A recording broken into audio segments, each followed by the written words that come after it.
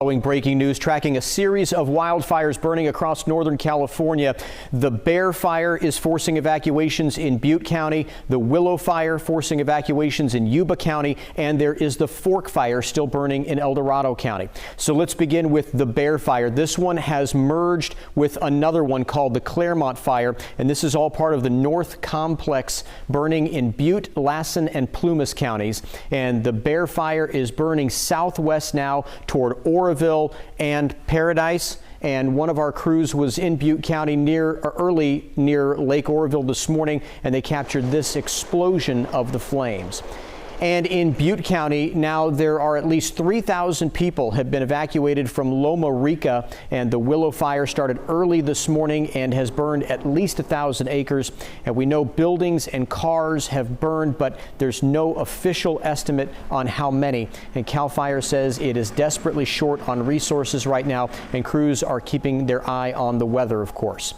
We are also tracking the Fork Fire. This one came up in El Dorado County yesterday, and officials say the fire has now burned 2,500 acres since it started. There is no containment right now. This is in a very rural area. Crews say one of the main concerns is this spreading to the Rubicon drainage area, and today they're going to focus on trying to keep it away from there and also protect high voltage lines. Evacuations are still in effect for about 600 people.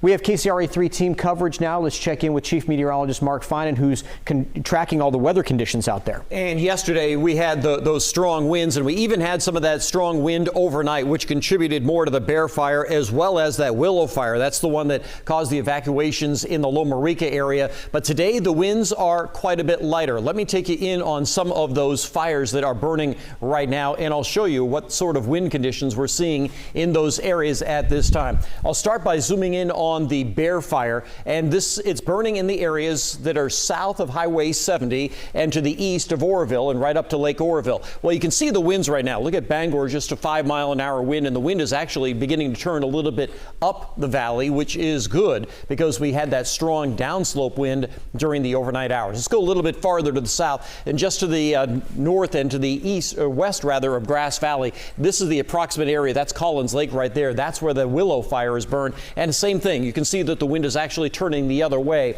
Last night we were seeing that downslope wind in this area. The wind has switched around to the southwest at just 5 miles an hour. And then into El Dorado County. So Loon Lake is right in here, and that's where the fire started yesterday. We still have a bit of a downslope wind, but maybe a bit more of a southerly wind. So the bottom line here is that the wind conditions on all of the fires are really starting to improve, and I don't expect we'll see any of those strong gusty winds for at least the next 24 hours. Brian? Okay, Mark, and the Butte County fire is burning in the area where the Camp Fire hit 2 years ago and killed 85 people. Paradise mostly destroyed in that fire, and the people there are still working to rebuild. KCRA3's Vicki Gonzalez is live in Butte County, where they are very concerned again. Vicki? Yeah, Brian, we're off of Highway 162. That's east of Lake Oroville.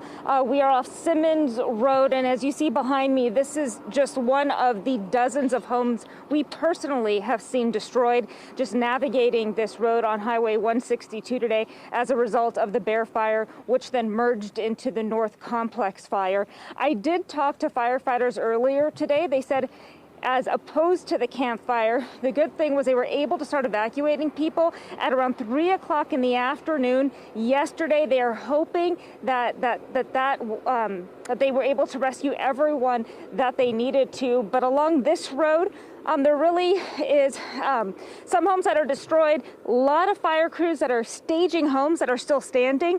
They are protecting those homes, but you see the charred landscape here as a result of the Bear Fire. You know, throughout the day, driving along Highway 162, the brunt of the homes that we saw that were destroyed, we did about a 10-mile drive north on Highway 162 through the Berry Creek area all the way up until Brush Creek, and then we turned back around.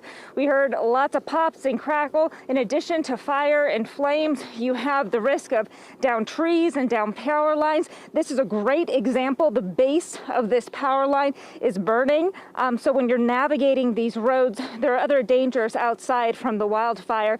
But just the smoke here, the sky above us, this is nothing compared to just driving a couple miles north on Highway 162. When we were taking this route at around 11 o'clock in the morning, it looked like it was dark with just that eerie orange glow. This fire is still very active. When talking to firefighters just north on 162, you know, their confidence level is wary. You know, this is a very difficult wildfire. They are working with little resources. They are exhausted, battling multiple wildfires. Some of them have been working for 3 weeks straight, double shifts, 48-hour shifts. They are exhausted, but they are currently just still working to contain this wildfire. Live in Butte County, east of Lake Oroville, Vicki Gonzalez, KCRA 3 News. Gosh, Vicki, you have to just wonder how much more those folks can take in Butte County. This is just devastating. All right, we mentioned there are evacuations there from the Butte County Fire. KCRA 3's Kristen Samos joins us now. She is at the evacuation center. So what's happening there, Kristen? Right, Brian. We're at the Butte County Fairgrounds, which it is an evacuation center, and that's an important distinction from the shelters we've seen in the past. You can see behind me here, people are able to come in and stay in their cars, and this is really an added challenge this year because of COVID. They're not able to have the big shelters that we've seen in the past with hundreds of people in dorm-style rooms with food and showers. Because of COVID, they're asking people to really stay in their own area. For those who don't have the resources to camp, they're trying to put them up in hotels, and that's another challenge. We ran into a couple earlier today who had 3 dogs, and they were trying to find a hotel room in Chico with no luck because everything is booked up. And their story is one that we have heard from so many people out here, so many people on these fires. In many cases, these people have been through all of this before. They know the drill. What they don't know is what happens next. Well, I'm trying to find a place for us to go so we can take a shower, which would be great since we camped out last night in the dirt. But they're full, and so we don't really know what our next move will be. And that is the case for so many people that we've spoken with out here. This is one of 3 evacuation centers for this fire. Another one that we talked to had 300 people and was full. This one, we're told they have had a steady stream of people coming throughout the day. They know it's over 200 people, but we don't have an exact estimate. But again, they are still being evacuated, and these people are showing up hoping for somewhere to go. If not here tonight, they're hoping for a hotel room. Reporting live in Gridley, Kristen Samos, KCRA 3 News. We got to find somewhere for those families. Okay, Kristen, thanks.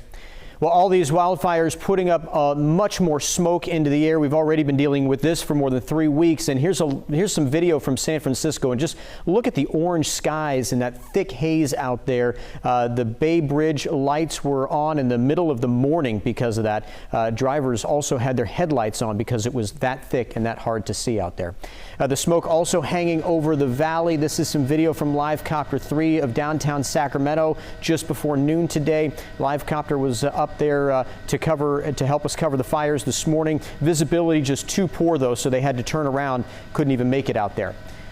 So here's something else that people are dealing with, ash that has rained down on streets, cars, and backyards. I know it happened in my neighborhood too. And let's give you a look across Northern California from our sky cameras, from Fairfield to Sacramento, Stockton, and up to Lake Tahoe.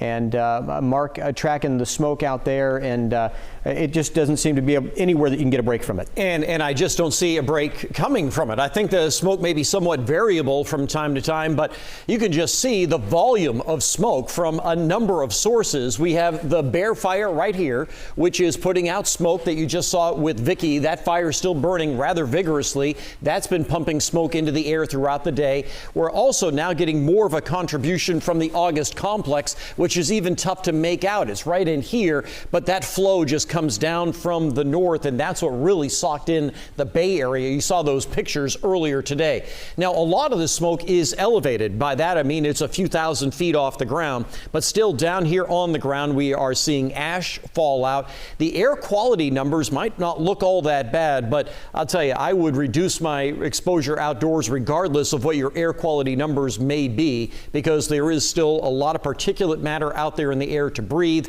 and I just don't see it going anywhere for the rest of tonight, and maybe not for the next couple of days, Brian. Okay, Mark, thanks. Well, we are going to continue to follow these fires as well as all the day's news coming up in about 50 minutes on our KCRA3 News at 4. We have our crew stationed all throughout the region for live team coverage, and until then, we'll take you back to regularly scheduled program. We'll see you at 4 o'clock.